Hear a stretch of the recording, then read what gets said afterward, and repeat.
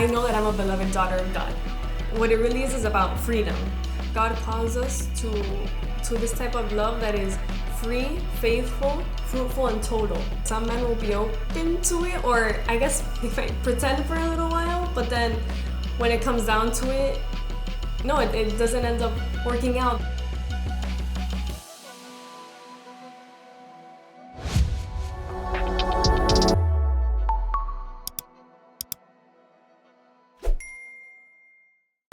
Hi, my name is Maria Cristina Valencia. Welcome again to another episode of Tu Aroma de Mujer, or You're Sent as a Woman in English. Today is so special for me. I always say this. Every woman that comes here is so special, but this one in particular is someone that I not only admire tremendously, respect, but love her so dearly. She is soon to be 26 years old, graduated from the University of Miami with a title in psychology.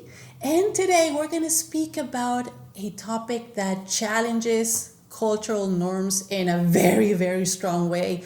And it's also going to be an invitation for you guys to listen to her story. So help me welcome Ariana Guzman. Thank you so much for being here today. Thank you so much for having me, Christina. I'm so excited. Blessing. Yes.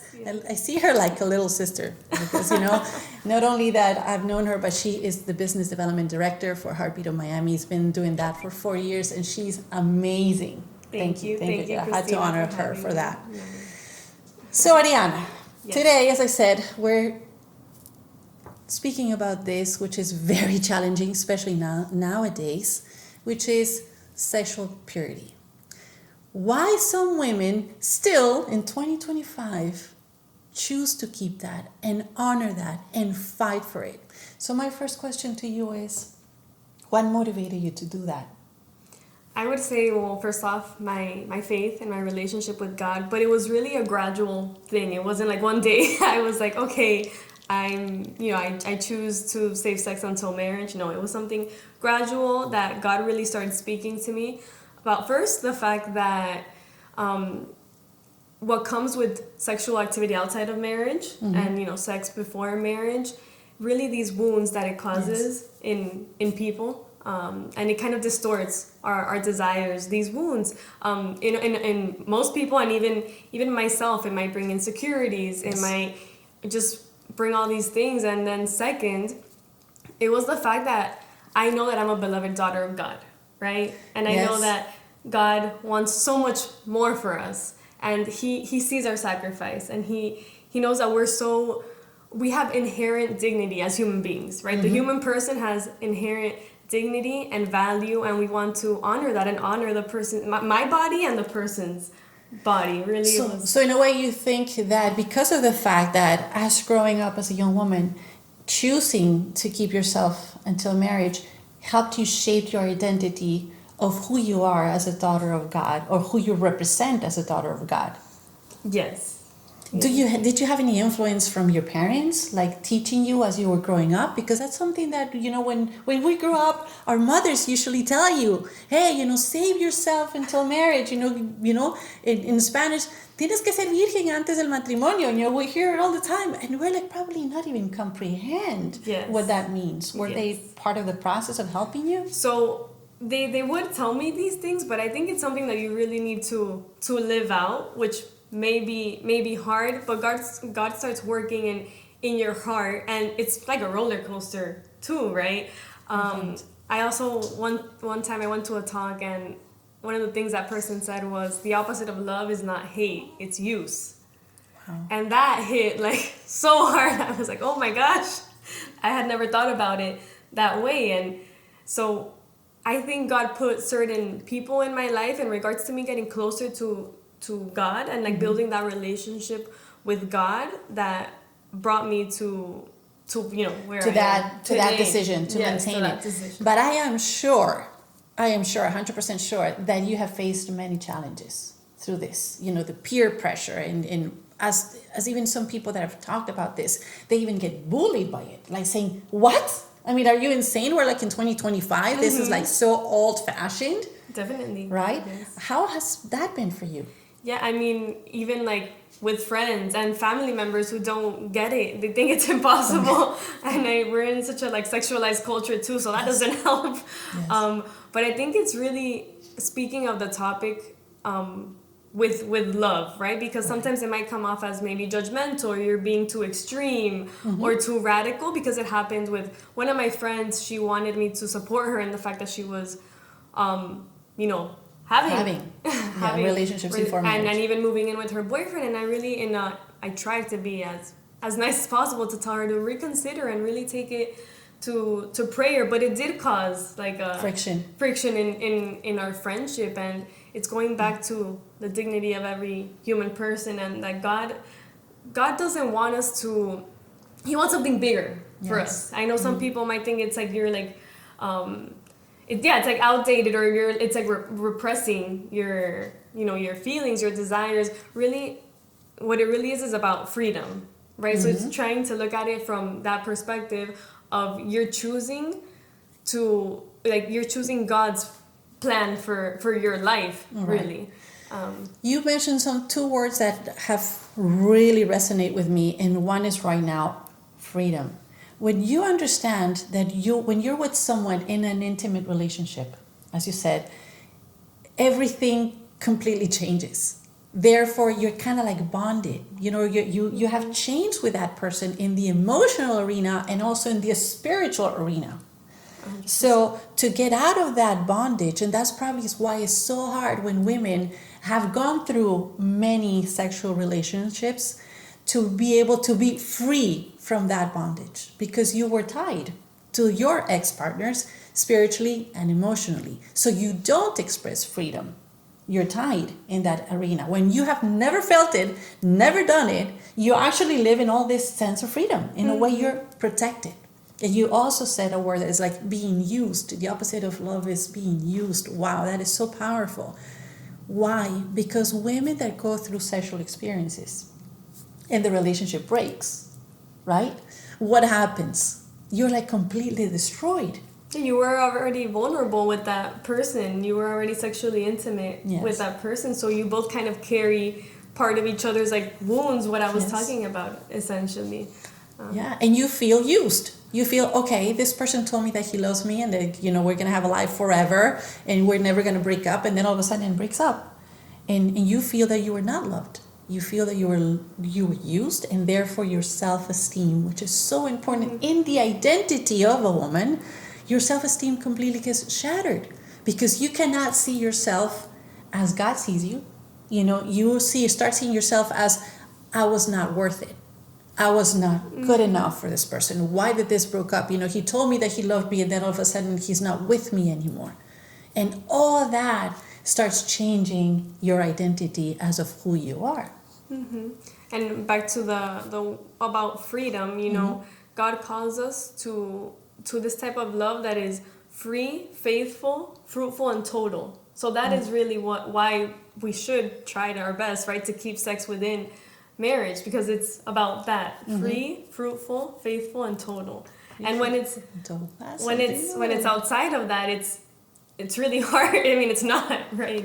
It's not those four things. And how you said it opens like these wounds in each person. And for the women, really, like these insecurities of I wasn't enough, or I was too much, that every woman kind of struggles with. Either I'm not enough, I'm too much, you know, where maybe I should have done this, maybe I should have said this. And it comes all the regret. I shouldn't have done it. You know, why did I go that route? I shouldn't have done it. It doesn't become fruitful, as you said, because, you know, and there's the importance of being with someone, as the Bible says it, you know, two becomes one. You know, when you decide to be intimate with someone, two bodies become one in front of the eyes of God in the spiritual arena. And the important is that when you decide to take that decision, because it's a decision, love someone is a decision. To be that person that's going to be there forever, you have to honor that decision. Like, you know, making that woman feel secure. Because at the end of the day, women were designed by God to be loved and to feel security. That's our design. The minute that it breaks up and the minute that you take that away from the woman, It's like she's like losing her identity. What happened? I was done by God, created by God to feel security. So when this intimate thing starts going on and the man doesn't understand how important it is, if you're going to decide to have a relationship prior to marriage, like your friend that decides to move in with a boyfriend or not, and the man doesn't understand the importance of giving her that now and forever, it's gonna shatter her in ways that we cannot even explain to men. My question: have you had what do men tell you when you have been in previously? Like, tell them, oh, this is what I believe, this is where I stand. What did they say to you? It's hard. Some men will be open to it, or I guess they might pretend for a little while, but then when it comes down to it, no, it doesn't end up working out. That's why these conversations are important, because you get to learn somebody's heart. Like, okay, are you just doing this for me? Or that man might, try to better understand where you're coming from and see if that's something that he wants to honor as well. It has to be like both of you working towards that, because if both of you are not on the same page, it's too hard. It's not gonna happen. Yeah, it's not gonna happen. But it takes so much courage for a young woman nowadays to have that conversation with whoever you're dating and saying, these are my principles, these are my beliefs, and this is where I stand, knowing that can say, well, I'm not, the man can say, well, you're crazy. Yeah, it stops there. You're crazy. It's like, what do you mean? It stops right there. And it takes a lot of courage to say, okay, you're not the one for me. Courage and trust in God. Yeah. Like, okay, God, like I tried and I surrender. It wasn't for me, and I believe you have a better plan. Wow, tried and surrender. That's so beautiful to say that. It's like saying, okay, and not feel bad about it, because in other scenario, women will give in. That's actually what ends up happening, not only with the pressure of society itself, but of whoever your partner is, Yes. because partners at the beginning could say, okay, sure, yeah, I'll honor that. And then within the relationship, because I've had these conversations before, within the relationship, months later or a year later, he starts saying, okay, well, let's do it or whatnot. And then it will be the pressure of that. Yeah, and then you'll, either one person kind of, you fall into temptation, right? Like, Yes. because we're human, but God's mercy and God's grace is really what helps us, because really our desires are good, but because of, what we've been through, our, some hurt, some wounds, our desires get twisted. Yes. Right? The And flesh. The flesh comes alive. Exactly. Yes. So it's having those conversations, and when you leave sex when you have sex for marriage, when you have like a good relationship with a person, it really helps you it takes your relationship to another level of intimacy. It's not sexual intimacy. Yes. It's that emotional and spiritual intimacy, because we're both imperfect human beings, right? Who is the only perfect? Jesus, God. So it helps you to put God at the center of the relationship. Amazing. Okay, we might fall, but God is, it's never too late to say, I'm going to try to save sex. That is beautiful. We late. might fall, but we can still come back and say God is the center, and we're honoring this God. And in this scenario, I'm so happy for Ariana, because God honored her wish, her desire, her love for God, and for being an ambassador as a princess, as a daughter of God. And what happened in February? I got engaged. She did. She got engaged. And it was so beautiful to see them, because, us who are closer to you and have seen the relationship flourish. It is so beautiful to see how this man absolutely adores her, respects her, supports her in everything she does. He's been there every step of the way. And to see that finally that has come to this beautiful engagement, and to see her joy, because you have to feel her joy as she was telling us the story of how he proposed, right? Yes. It's like saying, God does honor you. God does know the desires of your heart. So what would you say? What would you say for those young women who, like you, want to keep themselves to marriage, and they want to live those values? And what would you say to those women who have fallen? As you said, we're humans. We're gonna sin. We are gonna fall. They have fallen, and they have felt guilty because of doing so, and then now they might get redeemed. Yes, I mean, first of all, obviously, prayer, working on your relationship with God, because He really is going to be the only one to give you that strength. That strength, because how you said, we're flesh. God is the one who's going to give you that strength. And trying to surround yourself by people with similar views, whether it's joining the young adult group at your church, or right now on social media, there's so many Christian Catholic influencers talking about these things. We're really not as alone as we think, and it's always a choice from the simplest things of, what am I watching? What am I listening to? That's so important, because all of that plays into our desires, right? What we feel. So it's important to choose, if what I'm watching, a Netflix show, is not leading me towards God, you might want to switch the channel. Or the music you're listening to, how I said, things are so sexualized in this culture. So it really is what you think about, how you act, who you surround yourself with. Everything plays a role, and it's a constant choice with God's grace is always there. How you said, when you fall, it's okay. We're human. We're human. Yeah, we are human, and we're not as alone as we may think we are. That's amazing, because Ariana has a point. That your age, your era, is the social media era. And we probably don't know that there's so much support out there. You're not alone. You just said it. There's a lot of influencers and young adults now that believe in the purity, being pure before marriage. And it's so good to know that there's other people around you that can support you, that can understand you, and that can help you maintain your identity as of who you are. Your value comes from within. Nobody is going to come to add value to your life, not your parents, not your spouse, not your boyfriend, not your friends. It comes within. You were created as a masterpiece of God. Exactly. He created you as a masterpiece, and you are His princess. So to getting all this the support, it's amazing. And you have fallen, because we have also, how many girls do we see a day in the clinics? 50 to 80 women a day. Yes. That obviously are pregnant in an unplanned pregnancy, right? And most of them are not married. Most of them, the boyfriend could have left them, right? And then all this guilt comes in as of, why did I do it? I thought that he loved me, What would you say to those women who are facing that struggle?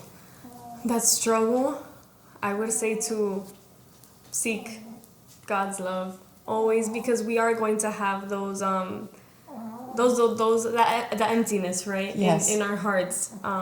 But only God can fulfill those desires, because how you said, God knows our desires, even the most minimal desires, and He wants what is best for us. What's best for you, and will forgive you. And it's time to come home. God will say, be honest. It's okay. Be honest in your relationship with God. Exactly. Be honest and say, we're here for you. No matter what you did, we're here for you. And I cannot thank you enough for this. If you're listening to this, share this content, share this interview. Tag someone that that might be struggling with this, because this is what we're doing this podcast, is to help other women connect and see that you're not alone, that your story is not the only one, that there's other women living and wanting to inspire and to motivate you. So don't forget to follow us on Instagram, share this content, like it, so more people can see it. And again, Ariana, thank you for being so bold, so courageous, not only to live, your desires and your integrity, but also bold for sharing it to the world. Thank you so much again. Christina. We'll see you in the next episode. Thank you.